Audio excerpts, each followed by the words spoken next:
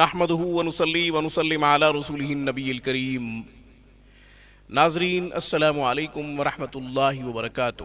ناظرین، آج ہم انٹرویو میں کامیابی کے لیے، کوئی شخص باہر جانا چاہتا ہے یا نوکری کے لیے اس کا انٹرویو ہونا ہے اور وہ چاہتا ہے کہ اسے کامیابی ملے، جس منصب کے لیے انٹرویو ہو رہا ہے اس منصب پہ وہ فائز ہو جائے، اس کے لیے ہم ایک خوبصورت نورانی اور قرآنی عمل آپ کی خدمت میں پیش کرنے کی سعادت حاصل کر رہے ہیں۔ ناظرین، بہت سی کالز موصول ہوتی ہیں، میسیجز آتے ہیں کہ باہر ملک جانا ہے، امریکہ جانا ہے، کینیڈا جانا ہے، برطانیہ، اٹلی، فرانس وغیرہ، اسی طریقے سے متحدہ عرب امارات، سعودی عرب، کہیں بھی جانا ہے، اس کے لیے ہمارا ایمبیسی میں انٹرویو ہوگا، اس کی کامیابی کے لیے کوئی عمل چاہیے۔ ناظرین، یہ عمل برائے حاجت بھی کہا جا سکتا ہے، ایک خواہش ہے، ایک تمنا ہے، ایک اچھی مراد ہے کہ اچھے روزگار کے لیے ہجرت کر رہا ہوں، باہر جا رہا ہوں۔ ہجرت میں ترقی کا راز چھپا ہوا ہے، اس لیے وطن اصلی سے کسی اور وطن میں جا کر اچھا روزگار حاصل کرنا چاہتا ہے۔ یہ تمنا اچھی ہے اور ہونی بھی چاہیے۔ ہر شخص اپنا مستقبل اچھا دیکھنا چاہتا ہے، اپنے بچوں کا مستقبل بھی اچھا دیکھنا چاہتا ہے، یہ انسان کی فطرت ہے، انسان کی خواہش ہے۔ ناظرین، اس کے لیے ہم ایک خوبصورت عمل آپ کو آج بتائیں گے، مگر آخر تک ہماری گفتگو سماعت کیجیے گا۔ آپ میں سے کوئی قرآن کریم پڑھنا چاہے یا پھر اپنے بچوں کو پڑھانا چاہے تو آپ دنیا کے کسی بھی کونے سے رابطہ کر سکتے ہیں۔ ہمارے ہاں آن لائن کلاسز کا انتظام ہے۔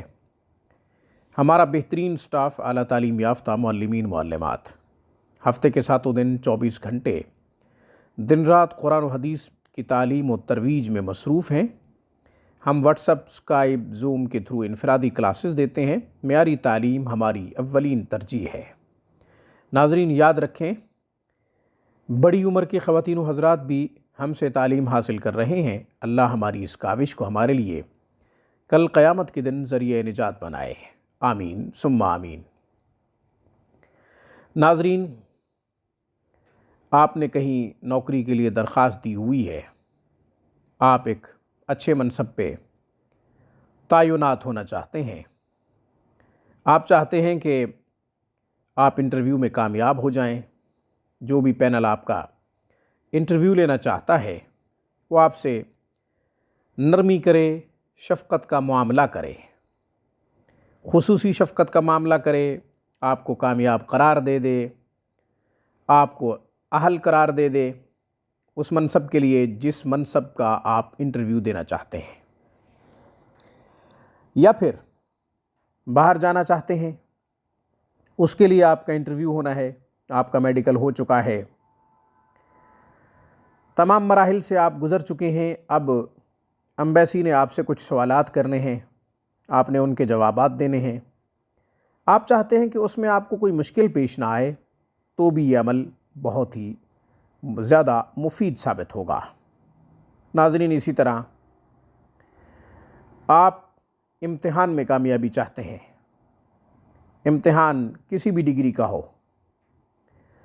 ناظرین، اس وظیفہ کی برکت سے انشاءاللہ امتحان میں بھی کامیابی ملے گی، اچھے نمبروں کے ساتھ آپ نمایاں کارکردگی کے ساتھ آپ اچھے نمبر حاصل کر پائیں گے۔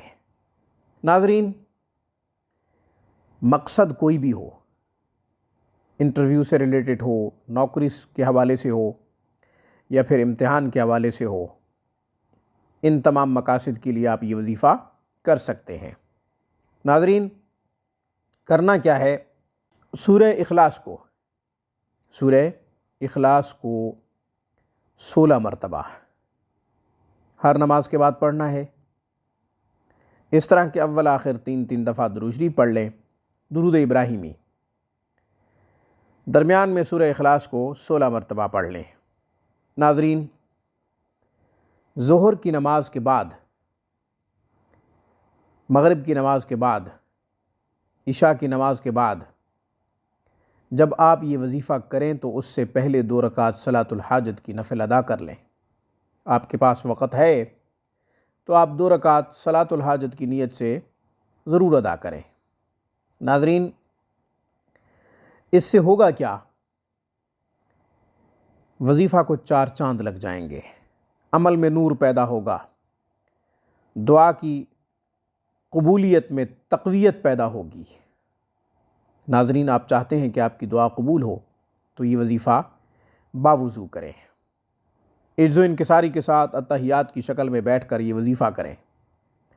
اللہ کو عاجزی بہت پسند ہے، اس لیے رسول اللہ صلی اللہ علیہ وسلم نے ارشاد فرمایا، من تواضع للہ رفعہ اللہ، جو شخص اللہ کے لیے عاجزی اختیار کرتا ہے اللہ اس کو بلند کر دیتے ہیں۔ اپنے آپ کو مٹا دو، جب اپنے آپ کو مٹا دو گے تو اللہ رفعتیں، بلندیاں عطا فرمائے گا، وہ پرواز عطا کرے گا جس پر دنیا دنگ رہ جائے گی۔ ناظرین، انٹرویو میں اگر آپ کامیاب ہو جائیں تو اللہ کا شکر ادا کریں، اپنا کمال نہ سمجھیں۔ ہم نے بہت سے لوگوں کو انٹرویو میں کامیابی کے بعد یہ کہتے سنا ہے کہ فلاں نے یہ سوال کیا، میں نے اس کا یہ جواب دیا۔ مطلب یہ کہ اپنا کمال ظاہر کر رہا ہوتا ہے، اپنی قابلیت، اپنی اہلیت ظاہر کر رہا ہوتا ہے۔ یہ اسے یاد نہیں رہتا کہ میرے رب نے مجھے کامیاب کیا ہے۔ ہاں، جو لوگ انٹرویو میں ناکام ہو جاتے ہیں، ہم نے انہیں یہ کہتے سنا ہے کہ بس اللہ کی مرضی یہی تھی، تقدیر میں یہ لکھا تھا، قسمت میں نہیں تھا، مقدر میں یہ نوکری نہیں تھی اس لیے نہیں مل سکی، یا میرا باہر جانا میری قسمت میں نہیں تھا اس لیے انٹرویو میں ناکام ہو گیا ہوں۔ یعنی بری چیز کی نسبت تقدیر کی طرف اور اچھی چیز کی نسبت اپنی طرف انسان کی فطرت ہے، حالانکہ ایسا نہیں ہونا چاہیے۔ علماء نے لکھا ہے کہ اچھی چیز کی نسبت اللہ کی طرف کرنی چاہیے، اور اگر کوئی ناکامی ہو جائے یا کوئی بھی خطا ہو جائے، کوئی غلطی ہو جائے یا کوئی بھی ناکامی ہو جائے تو اس کی نسبت اپنی طرف کرنی چاہیے، اپنی کوتاہیوں کی طرف کرنی چاہیے۔ عاجزی یہی ہے، لیکن ہم اس کے برعکس کرتے ہیں۔